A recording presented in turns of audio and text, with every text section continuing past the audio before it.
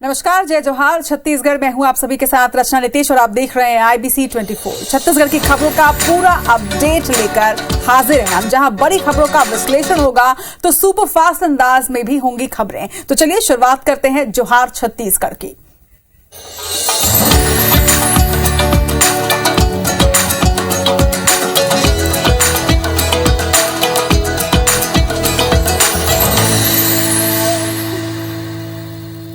और आज बात सबसे पहले हुंकार रैली की। बिलासपुर में आज बीजेपी की महतारी हुंकार रैली हुई। इस रैली में प्रदेश भर के बीजेपी कार्यकर्ता जुड़े। वहीं केंद्रीय मंत्री स्मृति ईरानी ने कार्यकर्ताओं का जोश बढ़ाया तो कांग्रेस ने इस रैली के विरोध में शहर भर में पोस्टर लगाए।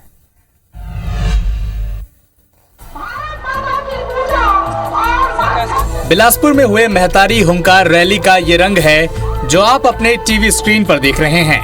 इस रैली में केंद्रीय मंत्री स्मृति ईरानी के साथ छत्तीसगढ़ बीजेपी के सभी दिग्गज नेता शामिल हुए। हुंकार रैली की शुरुआत शहर के जगमल चौक से हुई। दयालबंद, गांधी चौक, जूना बिलासपुर, कोतवाली चौक होते हुए नेहरू चौक पहुंची, जहां पर आम सभा का आयोजन किया गया। 3 किलोमीटर लंबे रोड शो का जगह जगह भव्य स्वागत किया गया। बीजेपी कार्यकर्ताओं ने फूलों की बारिश की। भाजपा महिला मोर्चा ने महतारी हुंकार रैली के जरिए सरकार के खिलाफ शक्ति प्रदर्शन, जिसमें प्रदेश भर से पहुंची महिलाएं भी शामिल हुई। इस दौरान बीजेपी नेताओं ने कांग्रेस सरकार पर जमकर हमला बोला कि जब ले कांग्रेसी मन सुने है कि ये बिलासपुर में स्मृति ईरानी जी अवैया है, तब ले थर थर कांपा थे, तब ले थर थर कांपा थे।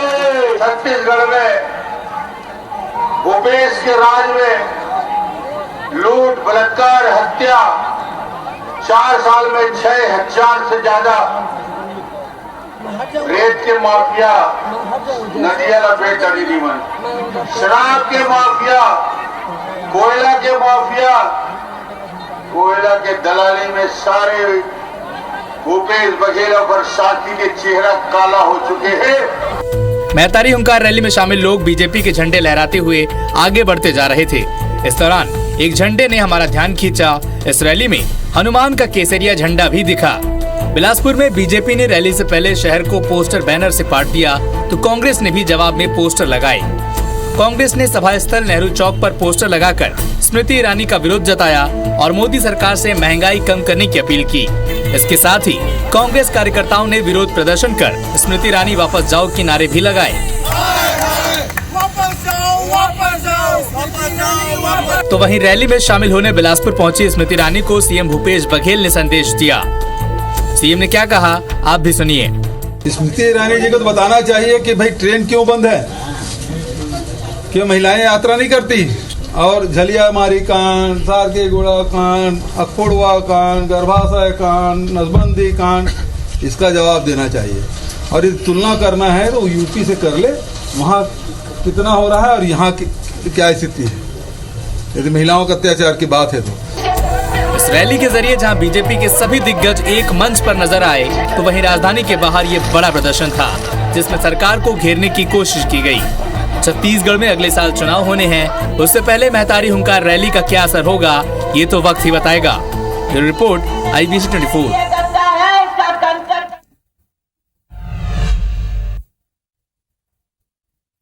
बिलासपुर के हुंकार रैली में केंद्रीय मंत्री स्मृति ईरानी ने छत्तीसगढ़ की कांग्रेस सरकार पर जमकर हमला बोला। उन्होंने क्या कुछ कहा है ये आप खुद सुनिए।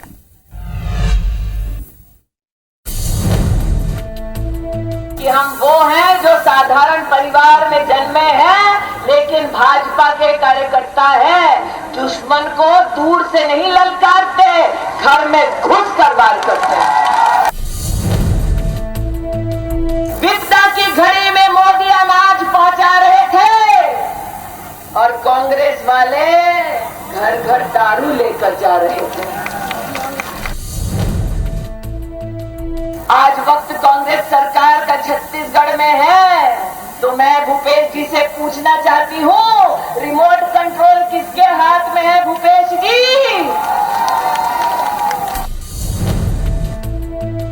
कि कांग्रेस के राज में छत्तीसगढ़ की इस पावन भूमि पर 6000 महिलाओं का बलात्कार क्यों हुआ?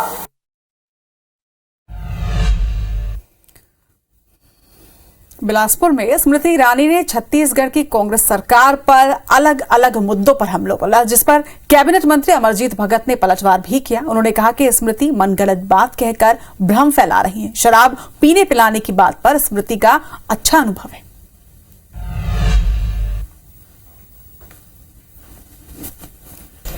जहां तक शराब पीने और पिलाने की बात वो कह रही हैं, तो उनका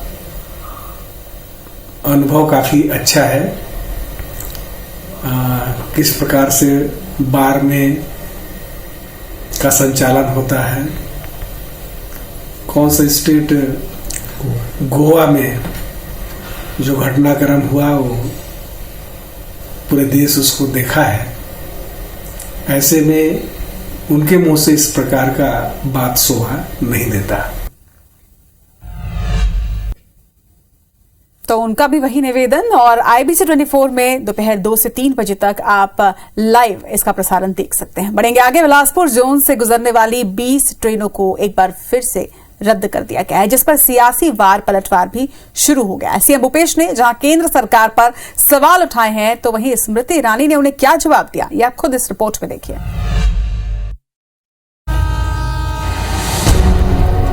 छत्तीसगढ़ के रेल यात्रियों की मुसीबतें कम होने के बजाय बढ़ती ही जा रही। रेलवे ने फिर से 20 ट्रेनों को 11 से 17 नवंबर तक रद्द कर दिया। वहीं 9 गाड़ियां परिवर्तित मार्ग से चलाई जाएंगी। ट्रेनों को कैंसिल करने का कारण विकास कार्य को बताया गया। लगातार रद्द हो रही ट्रेनों पर सीएम भूपेश बघेल ने केंद्र पर निशाना साधा। ईरानी जी को तो बताना चाहिए कि भाई ट्रेन क्यों बंद है, क्यों महिलाएं यात्रा नहीं करती। सबसे ज्यादा महिलाएं यात्रा करती है ट्रेनों में, और सबसे सुविधाजनक और सस्ता है। सीएम भूपेश के तंज पर बिलासपुर में ओंकार रैली के दौरान स्मृति ईरानी ने मंच से इसका जवाब भी दिया। 9,400 करोड़ रुपया अगर किसी ने छत्तीसगढ़ को दिया तो मोदी ने दिया, भूपेश जी।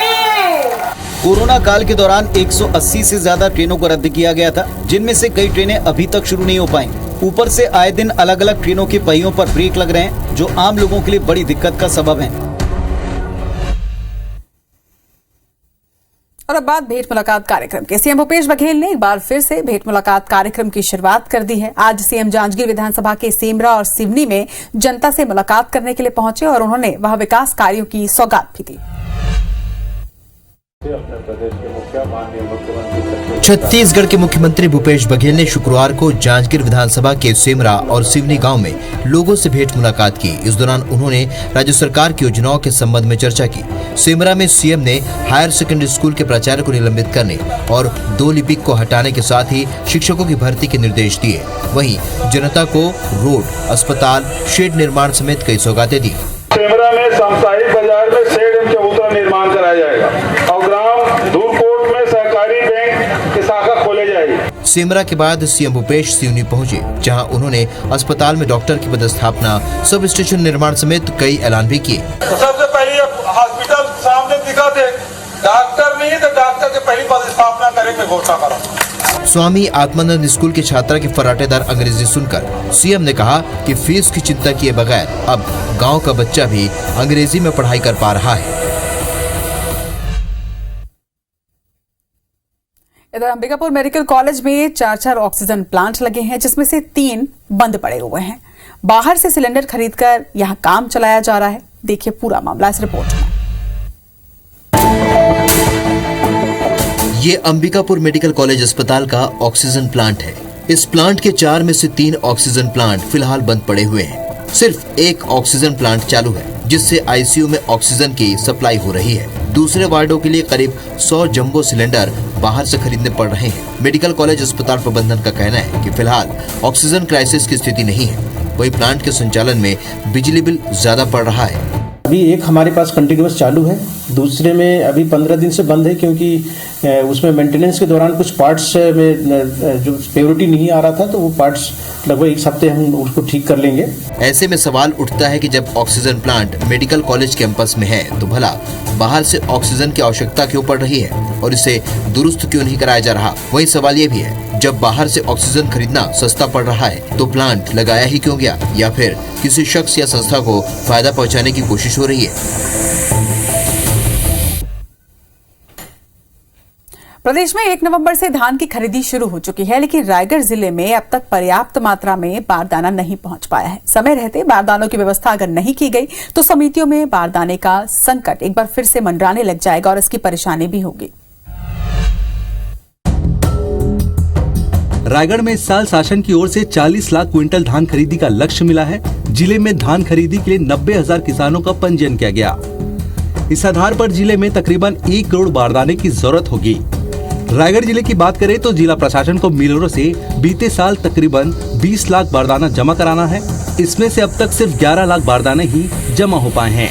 बारदाने की समस्या सामने आई है हर साल की तरह। जब से ये सरकार आई है तब से धान की खरीदी अपने आप में एक जटिल समस्या बन गई है।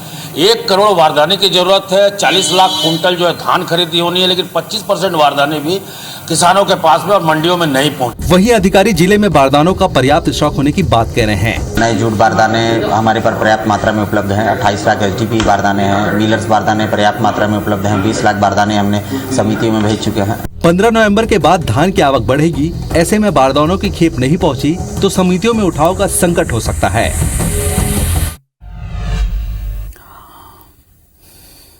रायगढ़ नगर निगम ने डेंगू की रोकथाम का हवाला देते हुए साल भर के भीतर 14 फॉगिंग मशीनें खरीदी हैं। सफाई के दौरान दवाओं के छिड़काव के नाम पर हर महीने यहां तकरीबन 6.5 लाख रुपए खर्च भी किए जा रहे हैं, लेकिन इसके बावजूद शहर में डेंगू की रोकथाम नहीं हो पा रही है। आखिर क्यों, इस रिपोर्ट में आप देखिए। रायगढ़ में डेंगू का कहर बढ़ता ही जा रहा है। मच्छरों पर नियंत्रण के लिए नगर निगम ने जनवरी महीने में फॉगिंग के लिए 14 मशीनें खरीदी। इन पर 8 लाख रुपए खर्च किए गए। सफाई के दौरान दवाओं के छिड़काव के नाम पर 35 लाख का टेंडर जारी कर वर्क ऑर्डर भी जारी कर दिया गया। बावजूद इसके डेंगू की रोकथाम बेअसर नजर आ रही है। डेंगू का एक बोला चाहिए हार्ड स्पॉट है। उस हार्ड स्पॉट एरिया में भी कहीं पर डेंगू का दवाई के छिड़काव नहीं, ना फॉगिंग मशीन का उपयोग किया जा रहा है। निगम के अभियान पर बीजेपी जहां सवाल उठा रही है, वहीं मेयर सफाई का दावा कर रहे हैं। फॉगिंग मशीन खरीद के दवाइयों का वितरण किए जाने का ढिढोरा पीटा जा रहा है और 8 से 10 लाख रुपए इन कार्यों में व्यय किया गया। स्वास्थ्य प्रभारी ने एक सख्त निर्देश दिया है कि हर वार्डों में फॉगिंग की जाए और दवाई का छिड़काव किया जाए। 2 महीने के भीतर डेंगू के मरीजों की संख्या 45 पार कर चुकी है। ऐसे में नगर निगम के स्वच्छता अभियान को लेकर सवाल उठ रहे हैं।